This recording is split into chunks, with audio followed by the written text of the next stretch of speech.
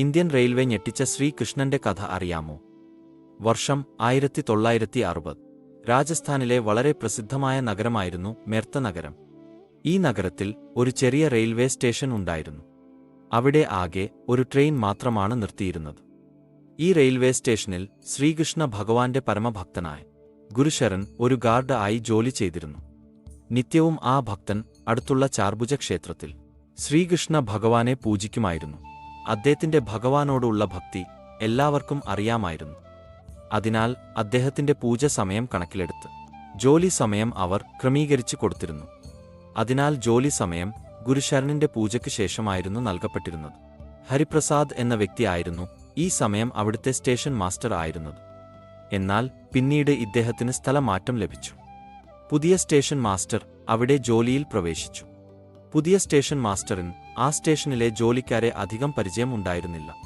അതിനാൽ അദ്ദേഹം ഗുരുശരനിന്റെ ജോലി സമയം മാറ്റി. അദ്ദേഹം അറിയാതെ ഗുരുശരനിന് അദ്ദേഹത്തിന്റെ പൂജ സമയത്ത് ജോലി നൽകി.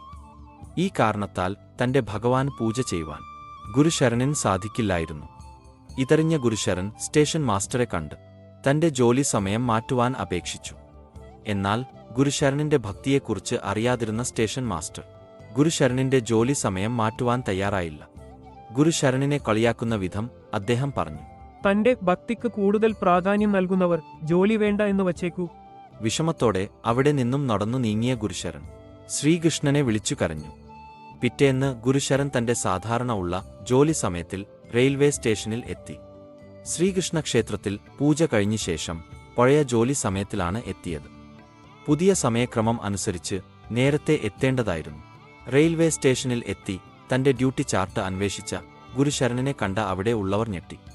ഗുരുശരൻ തന്റെ ജോലി സമയത്ത് കൃത്യമായി വരികയും ഡ്യൂട്ടി ചാർട്ട് വാങ്ങി ജോലിയിൽ പ്രവേശിക്കുകയും ചെയ്തിരുന്നു എന്ന് അവർ പറഞ്ഞു.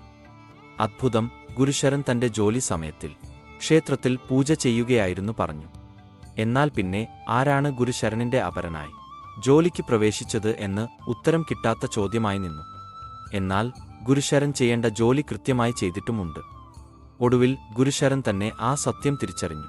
അത് വേറെ ആരുമായിരുന്നില്ല, താൻ വിശ്വസിച്ച് പൂജിക്കുന്ന തന്റെ ശ്രീകൃഷ്ണൻ ആയിരുന്നു അത്. താൻ അവിടെ ഭഗവാനെ പൂജ ചെയ്യുമ്പോൾ തന്റെ ജോലിയിൽ പ്രശ്നങ്ങൾ വരാതിരിക്കുവാൻ സ്വയം ഭഗവാൻ ഇവിടെ റെയിൽവേ സ്റ്റേഷനിൽ വന്ന് ജോലി ചെയ്തു. തന്റെ ഭക്തനോടുള്ള ഭക്തിവാത്സല്യം കൊണ്ടാണ് ഇത് സംഭവിച്ചത് എന്ന് അദ്ദേഹം തിരിച്ചറിഞ്ഞു. മറ്റൊന്നും ആലോചിക്കാതെ ഗുരുശരൻ തന്റെ ജോലി രാജിവച്ചു. സ്റ്റേഷൻ മാസ്റ്ററും മറ്റുള്ളവരും തീരുമാനം മാറ്റുവാൻ ശ്രമിച്ചെങ്കിലും അദ്ദേഹം തന്റെ തീരുമാനത്തിൽ ഉറച്ചുനിന്നു. ശിഷ്ടകാലം ക്ഷേത്രത്തിൽ ഭഗവാനെ പൂജിച്ച്